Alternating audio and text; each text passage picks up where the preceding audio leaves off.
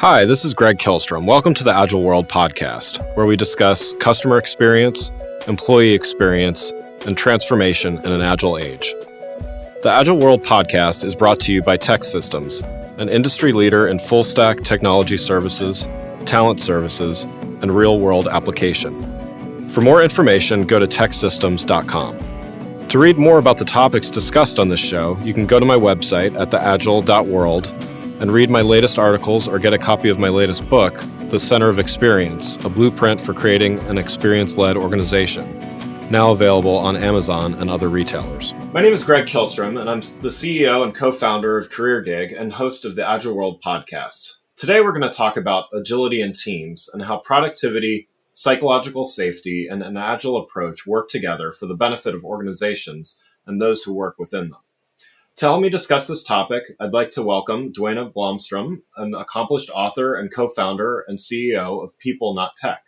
PeopleNotTech offers a revolutionary machine learning-powered software solution in the form of a work tool that checks and improves psychological safety in teams. First, why don't you tell me a little bit about your background and what led you to start PeopleNotTech? First and foremost, thank you so much for having me, Greg. And these are topics that are tough but necessary at this point. So the more we talk about them, the better. Sometimes I hear myself say the same thing over and over again. I wish there were other ways to put them, but this is the time to be a broken record, I'm afraid. So my journey so far is very long, but I would attempt to keep it short for the sake of anyone listening. Sure. I come from a background of psychology and business, ended up in fintech for my sins one way or another a few years ago, at the beginning of fintech, really, many years ago. And in that capacity, I fell in love with Agile while making innovative products for fintech and while talking to all the banks in the universe. And it became a fetish more than anything else. Today my bills are in a Trello board. My vacation plans are in a Trello board. You name it. I run my life. If all Post-its and Trello boards in the world would disappear, my life would not be able to be run anymore. And so that was from an agile perspective. And right after that, if you wish, I also became really entranced with a big gap between what technology allows us to do and what agile powers in terms of fast technology, and how little of that really translates to the consumer. And in the banking industry, that was a really big gap. So I left the successful fintech I was with at the time and started, I probably in retrospect going through a midlife crisis, and started to decide that I'm going to change the universe. I'm going to go talk to all these banks, tell them what they've done wrong, where they have to focus on the consumer, and they will magically become agile, design-driven, and care about their customers. This was a few years ago, and obviously, just by the tone I have on this, it did not work out quite like that. In fact, a few months into it, I became really annoyed, if I'm honest, with the pace in which nothing was happening. I was talking to all these boards. I was telling them essentially that they need to do better by their consumer. They have huge debt that's technological, but also huge debt that's human debt with their employees.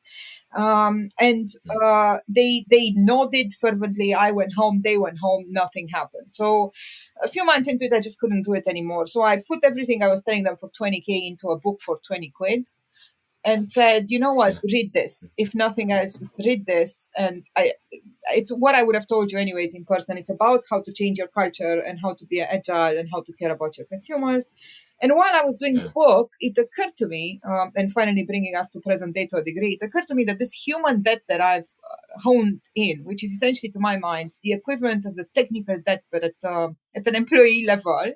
So all the things we've missed on doing for our human beings at work, all the respect we haven't given them, all the care we haven't shown, all of that human debt exists not only at bank level, but at every other organization level. So my next crusade became, how do we change all the other organizations that have human debt and what are the things that would be pivotal in making that type of a change inside an organization. That is what brings us to present day. And about a year and a half ago, I started this startup of ours, which is now a scale up, I suppose. It took us by wind, called PeopleNotTech, and which is, we recognize an irony we have to defend every day because we make a software solution for teams. But the solution we're making, despite many other iterations and many pivots and many tries and many tests, is now focused solely on, as you said, psychological safety and increasing that as a lever for performance, in particular in agile teams. Well, yeah, it sounds like we have quite a bit in common here. So, a love of Agile, dare I say, I've got some background in financial services as well, and just, the writing books, entrepreneurship. So looking forward to talking about this stuff in more depth. So let's start with your company, PeopleNotTech, and its approach to teams and productivity. PeopleNotTech specializes in identifying psychological safety factors and using some interesting technologies to do so. For everybody listening, can you define psychological safety a little more and explain why it's important? Yes, of course. Psychological safety is essentially the concept through which, within a team, you feel free to take interpersonal risks, meaning you are never stopped from expressing yourself by a fear of something or other. So it's essentially that team dynamic and that team behavior where people speak up, they offer their opinion, they are authentic, they are open, they contribute, they're collaborative, all the good things we want in an enterprise. And the opposite of it, or the dark side of it, if you wish, are the negative behaviors in which people stop themselves from doing that, meaning there's a specific term with that called impression management. So when you impression manage in a team, is that when you stop yourself from saying anything for fear of looking incompetent, for fear of looking ignorant, looking negative, intrusive, or disruptive. So if you're afraid of those, of appearing that way to your peers and you perceive that as a risk, then that's when you don't speak up, and that's when that entire team doesn't have psychological safety. The reason why this psychological safety is a big deal is that it is essentially the number one determiner of teams that are being high performant or not. And the history of the term is actually really, really interesting because when we found it, and it's, as I said, only a year and a half or 2 years ago, we're relatively new to the topic, we found it like everyone else did, meaning there was there was quite a body of research from an academical perspective. It had been studied in the 60s. There have been, then the biggest body of research comes from Professor Dr. Amy Edmondson, who is a very dear friend of ours now, we're proud to say. And she had studied it for many, many years in various different settings and industries, in particular with an eye towards healthcare and an eye towards aviation. And her studies were showing the same thing over and over again. The teams that do have psychological safety, that feel safe to take risks with each other, are winning, and the ones that aren't are not.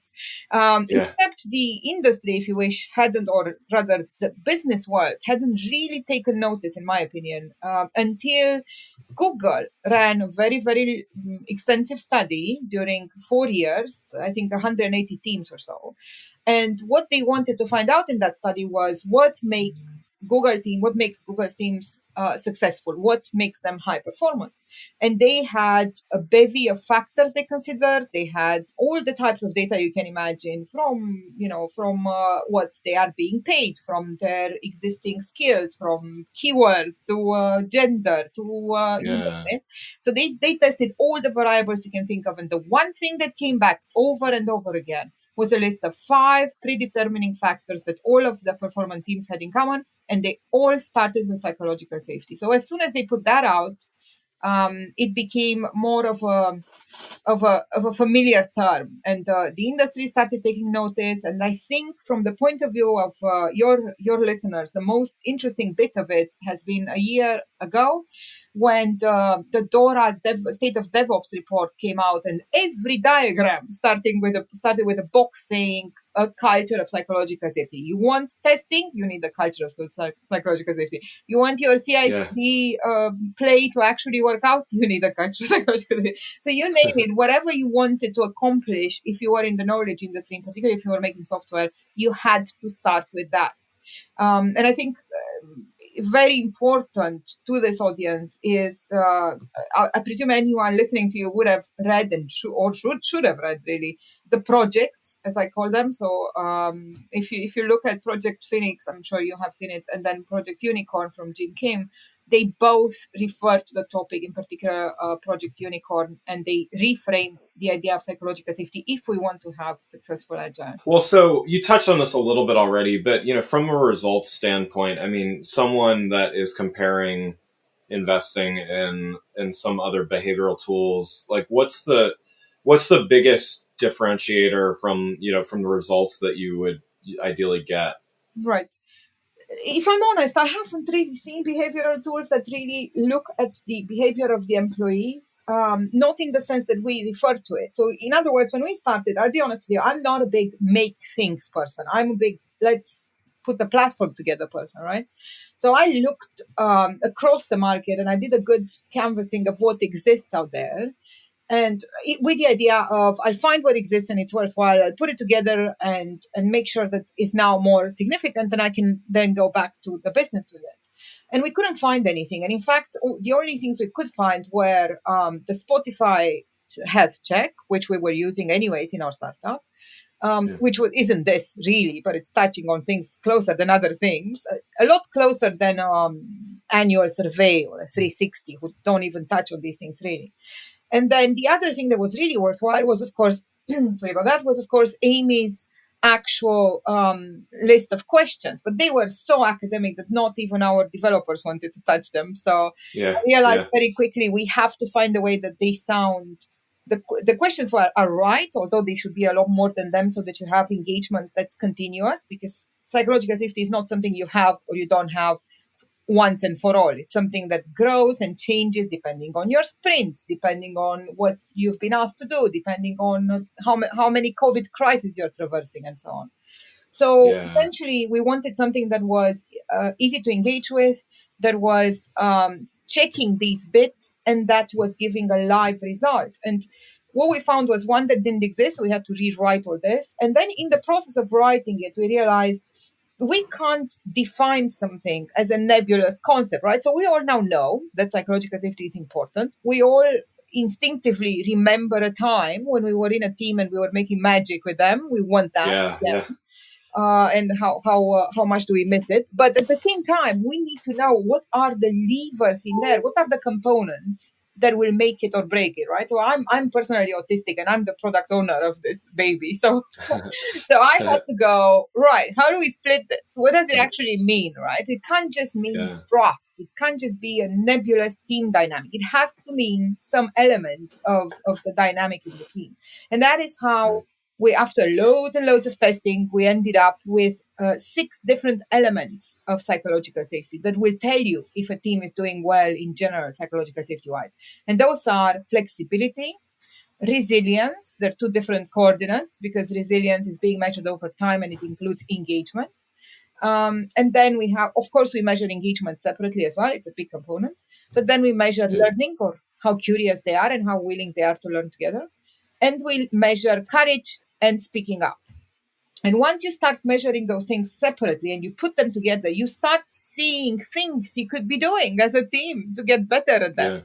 So what we have today really is a space for a team to see this in very clear data and start putting in interventions in their people practice to increase the bits and pieces that will make them more performant. Yeah. So I guess then to take that a step further, what does that look like? And, you described the six factors and how it's measured and stuff. But, if I'm on a team right now and, what are the things that I should be looking for of, are we doing okay or do we need improvement still? Or like, what does success look and feel like? It's a really good question. So what we say all the time is, while we would like everyone in the talk to forever be on our software, that's probably a long way away. So what we would like to see meanwhile happening is give the market and the business world as much help as we can for them to do it manually, if you wish, right? Or for them to kind of attempt to address some of these bits and pieces. So the way we do it is a lot easier from a point of view of, if you want to do it seriously and involvedly, it's a lot easier for you as a team leader to do it this way than to do it on your own manually, as I said, because what we do is we give each team member a container to ask fun, engaging questions. We might give them a reward. So we find those things out without you as a team leader having to ask all those questions, which can be hundreds of questions before you really get data. Imagine if you try to do that one-on-one, but you can, but it's a lot more work.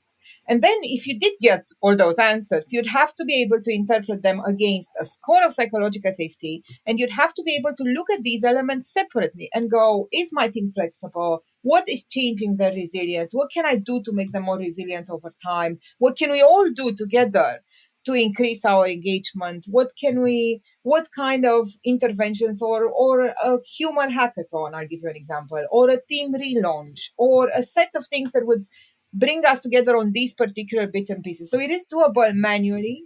There are screenshots of our software everywhere. People can just do these bits without our software. Well, don't say that, Obviously, I'm not horribly worried, because there's enough algorithm in how we put together our data that we're not we don't feel in any kind of risk. But with that said, even if they did it at the point of understanding how important these bits are, and they cracked on their human practice, we'd be in a much better position than we are today in the enterprise. And the reason to do that, because you said it earlier, this is not, I say this over and over again almost every day, this is not a moral play. We shouldn't be doing this because it's nice to do, or we owe it to our people. Both of those things are true. Obviously, it's nice. Obviously, we owe it. But let me tell you, it doesn't even matter if it is nice or moral or not. What matters is this is connected directly to the bottom line. And there are actually internal numbers. Sadly, they're not public, and for good reason, because people know that these are their secret sources. But there are exact numbers as to how connected this type of high performance and productivity that connects to psychological safety is to the bottom line. So most enterprises see 40-50% increase in productivity as soon as they start focusing on psychological safety. I know you also have an upcoming book related to this topic. Is there anything else, any teasers or anything you want to share that you haven't already? Okay, I'll give you guys something that I haven't told anybody else before. So this is nice, exclusive. Premiere exclusive, yes. I had a chapter in the book. So, let me backtrack a little bit. So the book in itself is with Bloomsbury. It's coming out early next year. It's called The People Before Tech: The Importance of Psychological Safety and Teams in the Digital Age. So, because as you hear in the title, it's going through everything: the topic of digital, the VUCA topic, Agile. There's actually a really solid chapter on Agile, which I now fear horribly that it's a bit too popularized. Maybe I was trying to put together all these audiences, right? And then bring it all back to all that matters is the team, and all that matters is this umbrella concept that includes all the human debt eradication, right? So it's a difficult type of proposition book-wise, I accept, because being from trying to kind of bridge all these industries meant that I had to dumb down the Agile topic, dumb down some of the people topic, and so on and so forth. Now, one thing I would say is I have lifetime ambition to show that the real purpose of DevOps has always been, or Agile and I use them I replace them with each other, and people hate that, I know. Yeah. I have a reason to do so. I'm not going to bore you with that, but the point is, I think Agile was put on earth so that we then show how important it is to have happy, engaged, and functional, high-performant employees. That's my view. Now, to prove that, it would mean that I can then use Agile with its astounding KPIs that show you speed and ability and accuracy and whatever, and use those KPIs to prove psychological safety, and therefore all of these good, nice concepts about humanity, right? So that was my hope, that we can use Agile to do that. So a large part of the book had been, not a large, 2 chapters had been structured around the idea of doing an experiment, meaning getting a couple of or a few enterprises in who are Agile shops from different industries, and testing in there within their organization, testing A/B testing a team that does have a people practice view with psychological safety at the center and the team who doesn't, and just kind of measure them and observe them over a period of a few weeks or a few months. That was my experiment. It is now called the experiment of trying to experiment, is how limited of those I could find. So that's your exclusive. I haven't been able to find the three different places that were willing and able to do that. You'll have to read to see why, but I think sadly the reasons are pretty clear to all of us listening. Great. Well, no, I appreciate you giving us a sneak peek there, and also I think that's a perfect segue to the next topic that I wanted to get into was Agile, and I saw an article you recently wrote on for Forbes talking about how Agile, certainly started in certain silos and certain departments and divisions within organizations, but it's slowly making its way out of project management technology and working its way a little more broadly. How do you see that transition occur? Like, do you see that as very slow moving, or and how does it stack up against when management is doing things like Six Sigma, Lean, other kind of methodologies? Like, how do you see is the transition going well, in other words, or is there still a lot of work to be done and a lot of education to be done? Gosh, that's 8 questions. But sorry, yeah. I can do it. Let me see. So you can answer at least 2 of them. You don't have to answer all 8. I will. So a couple of things. First of all, a correction for anyone wanting to following me. I no longer write for Forbes, and that's because they were too entrenched into their love of a certain point of view, and we didn't agree on it. So I have transitioned to writing for LinkedIn 3 times a week. Twice it's about psychological safety, and once on Wednesdays it's a newsletter about the future being agile. So people can subscribe over there, I suppose. But With that said, so I've been talking about agile and writing about agile for a good 3 years now, and I think of myself as an agile anthropologist, if you wish. So I'm looking at agile from all points of view, but above all as a mindset and as a way of thinking. So I always say you can't have the wow without the what. You can't have the new ways of work without the new ways of thinking. And I think from that perspective, the transition hasn't even really begun in most places, to finally answer your question. So you're going to have a number of enterprise that are, first of all, we have to make a very serious distinction between enterprises that are digitally native and have come about in the last few years. So they have been built with Agile at the heart. And even there, it's not all roses and tea. It's sometimes difficult.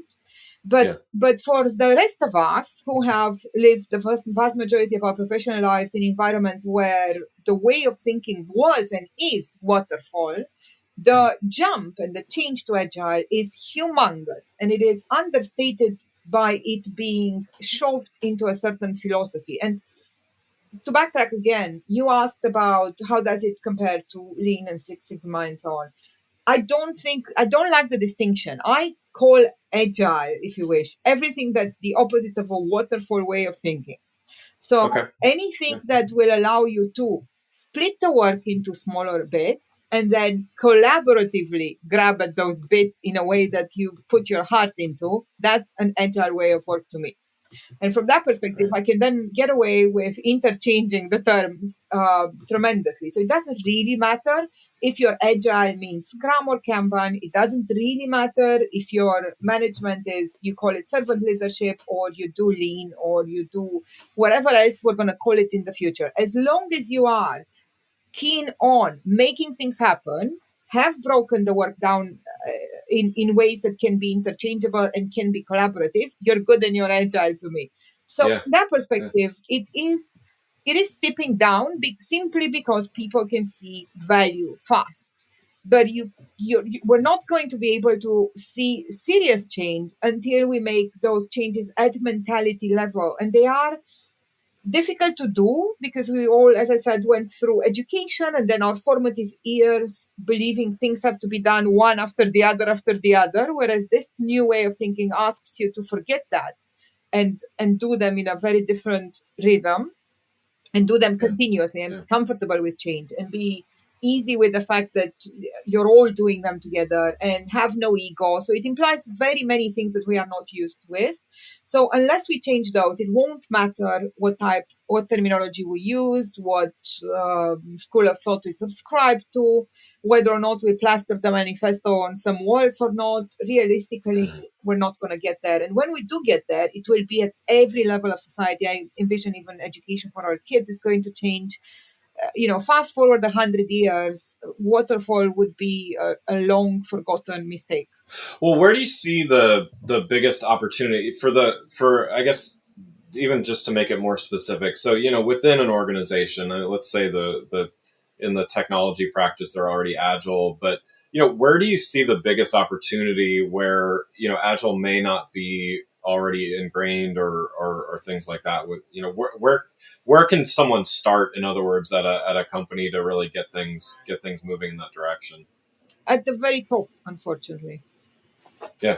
So your leadership teams that haven't had that change of heart and mentality are the bigger top.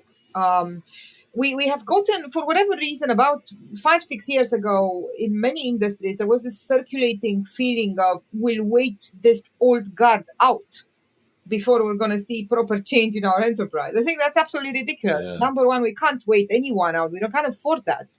Every enterprise that is today finds themselves in a waterfall frame of mind, irrespective of what they say to each other, is in danger of not existing in the next 2 to 3 years, in particular with how COVID and the recession are going to speed that up. And in particular, if their competition is digitally native, is agile at heart, is focused on their people. So anyone who thinks they can just wait and not change their very top is a dreamer, because realistically what we need is leadership teams who have a team, because you'd be shocked how uncommon that is. Leadership teams who have common purpose, who are psychologically safe, and leadership teams who are agile. Once we have those, we have a better chance. And then we'll meet somewhere in the middle, because the lower levels are smart and nimble enough. There is a very serious frozen middle, isn't that what we call it? And then we need to start working very seriously on our top. Well, one last question before we wrap up. For those that want to learn more about psychological safety and its importance, where would you recommend they look for more information? Right. So they should buy every book that Professor Dr. Amy Edmondson ever wrote. There are only 2 or 3 of them, 3 or 4 of them. I hope I'm not wrong. So absolutely need reading. They should read Gene Kim, of course. Obviously, they should. And they can also go, we have a resources page at psychologicalsafety.works/resources, where we've put all of our videos and a bunch of resources in there that people can find to read more about it. Wonderful. Well, thanks so much for joining the show. For those listening, what's the best way for them to keep in touch and keep up with what you're doing? Thank you so much for having me. So psychologicalsafety.works is where the solution lives. PeopleNotTech.com is where they can find out more about us. But I am on LinkedIn, as I said. Please subscribe to the newsletters if you want to hear from me all the time. And then just kind of reach out. More than happy to talk to anyone. It's a tight, it's not a tight-knit community, but it's a tight circle of us that really get it and can move mountains. So happy to speak to anyone who believes that they would like to try that. Wonderful. Well, again, I'd like to thank Duena Blomstrom, co-founder and CEO of PeopleNotTech, for joining the show. To learn more about customer and employee experience, I recommend you go to my website at gregkillstrom.com and make sure to check out my latest book, The Center of Experience. More information is available on my website or wherever the book is available, like Amazon. Thanks for listening to The Agile World with Greg Killstrom. See you next week. Thanks again for listening to the Agile World podcast, brought to you by Tech Systems. I'm your host, Greg Killstrom. You can learn more and get a copy of my latest book, The Center of Experience, from my website at theagile.world or on Amazon or other retailers. Until next week, stay agile.